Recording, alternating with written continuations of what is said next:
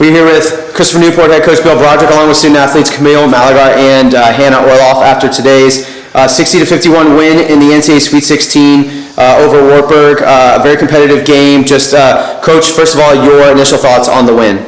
Yeah, we knew watching film that any team that can beat the defending champs by 20 at their place is going to be a battle. And so I think we just really tried to come out and set the tone in that first quarter. And we were able to do that, to get up a little bit. And then I think they started to get their feet under them, and it just kind of went back and forth a little bit from there. But, just super, super proud. Playing without one of our All-Americans, and then, losing another starter in the game. So, we have constantly just said next woman up, and, these two ladies right here just really, really stepped up for us huge, and just really proud. Hats off to Wartburg. Extremely well coached, class team, and never quit, and I knew they wouldn't. So just great season, and congrats to them. Coach, before I hand it off to these guys, a question. You look at your depth, and obviously on evidence today, Hannah goes for 6 points, 12 boards, 8 blocks. Off the bench, you got contributions all the way through the lineup. How important is that depth to what you guys are trying to do? Yeah, I think one is with so many injuries already. Other people have just got to step up and play, and I think the other thing is so often, so many people just really focus on trying to shut down Sandra Fan or Nia Simmons and Hannah Kaloy, and so when they're doing that, we've got other people that can step up and get it done, and so I think these two guys showed that they really did a good job with it. Camille, where does this rank in terms of birthday presents? This is honestly the best birthday present ever. Definitely one of the best birthdays. Can you guys talk a little bit about your fast start? You get out to, I think it was a 20-point lead at one point. They like to shoot threes. Seemed like you defended that well. I'm sure when they looked at film on you, they saw the press and they seemed prepared for that. You were prepared for the threes. Talk to me about the fast start. Yeah, we played a little different. We worked in the last 2 days, but our defense a little different today. We don't usually switch everything, but we did that today. And I think the thing that I'm really proud of is our bigs are able to come out and contain guards and at least make it tough for them. And so I think that was kind of a huge strategic thing for us that paid off. And then rebounding, I thought we did a really good job. I don't know how many, they only ended up with 7-0 boards. So that's, when you're shooting that many threes and stuff, that's just a really good job on the boards. Hannah, obviously a huge day, threw a block party for Millie's birthday, so that was nice of you. The defense is so strong. I want to hear from all three on this. 51 points to a team that can score.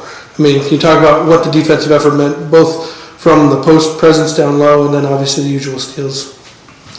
Yeah, I think knowing that they shot 58% from the three against Hope in their last game, we were really honed in on not letting them shoot as many threes. So I think that we were definitely able to focus on not letting them get as much up.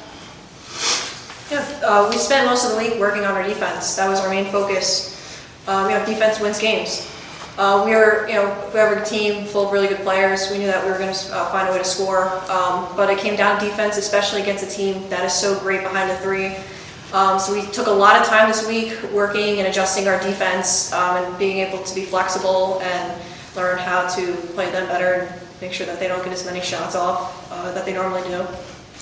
Yeah, I think, hats off to our team, because like I said, that was just something different that we hadn't done at all. I think we did it a few years ago, but I just knew that they would just get too many open looks. And so, today we held them, to 24 3-point attempts and 33%. I think a lot of them were probably, they hit a lot of them in the second half. First quarter, 0 for 6, and so I thought we did a good job there. I think we came out a little bit. They were 4 for 16, and that's not usually what they do. And we were 9 for 19. So I think really building that lead and then being able to just kind of wear them down. I think the other thing is, we know that they play, 6 or 7 people a lot of minutes, and I think with our pace and our pressure, it's just really hard to play a ton of minutes. And so hats off to those guys, because they hung in and really knocked some shots down. But I think just like usual, to hold a team that averages over 70 points a game to 51, that's pretty good defense. Camille, can you talk about how your role changes offensively with Anaya out? Sandra got off to she scored 12 points in the first 8 minutes or whatever it was. Right. But you were very aggressive, picking your spots on the floor, nice smooth jumper.